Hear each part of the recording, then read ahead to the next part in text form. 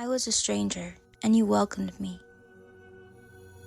In 2022, new arrivals from Venezuela fled their country in search of safety, stability, and access to essential resources.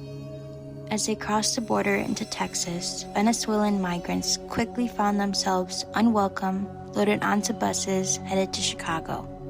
Texas Governor Greg Abbott intentionally sent migrants to sanctuary cities like Chicago, New York, and Washington, D.C., as a political stunt pressuring the Biden administration to acknowledge the strain on resources at the border. In Chicago, Venezuelan new arrivals were welcomed with intolerable living conditions and faced many barriers, such as the difficulty in acquiring work permits as well as secure housing, only to be lucky if they are granted temporary status in the U.S., awaiting court dates with the possibility of deportation at any time. My mom and I started to help by bringing clothes and food to our local police station when we heard new arrivals were sleeping outside in front of them. From there, we practiced radical hospitality by welcoming a couple and a family into our home. We had fun pool and beach days and shared meals as a way to take them out of the harsh reality they had been put in. These forms of care took place throughout the city, individually in organized responses of individuals and institutionally by those committed to practicing sanctuary. The sanctuary movement arose out of the failures of the federal government. At the height of the Salvadorian, Guatemalan, and Nicaraguan civil wars in the 1980s, the U.S. government denied Central Americans refugee status to avoid admitting the government's contribution to these conflicts.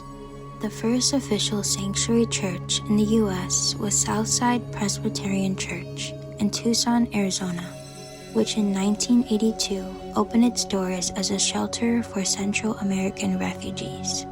The second congregation to vote to become a sanctuary church was Chicago's Wellington Avenue Church. Chicago has continued to be a national leader in the sanctuary movement, and in 2023, the Wellington Avenue Church formalized a long-running network of faith communities and nonprofit organizations as the Sanctuary Working Group.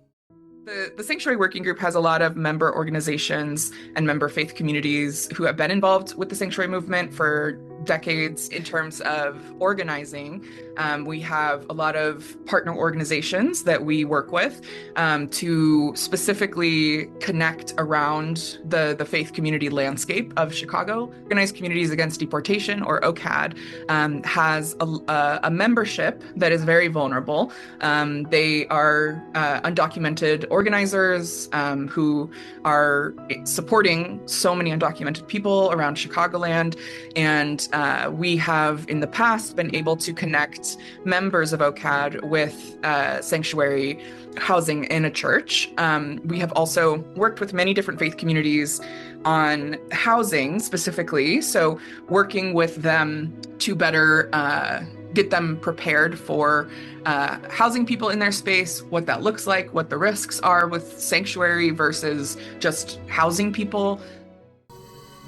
Sanctuary is grounded in an understanding that all people are entitled to dignity and safety, as well as a moral obligation to welcome the stranger. It means providing new arrivals with safety, shelter, and protection, and embodying radical hospitality and transnational solidarity. The strength of the sanctuary movement lies in the collective care and solidarity it fosters. There are just some days where you just can't pretend to be okay, and I think that the Sanctuary Working Group, that we're very lucky to have a community of people who understand what it feels like to be feeling that, and also who are there to say, like, you know, we've got you, we've got your back. It doesn't have to only rely on one person at a time, that it is a community effort. There are many ways to practice sanctuary, big and small. It can be as simple as learning and being in spaces that embody ideas of sanctuary. Or you can support organizations that provide sanctuary, like Sanctuary Working Group, with your time and resources. You can welcome the stranger in a way that feels right to you. Even take to the streets to protest for immigrant and refugee rights. How will you welcome and advocate for those being oppressed?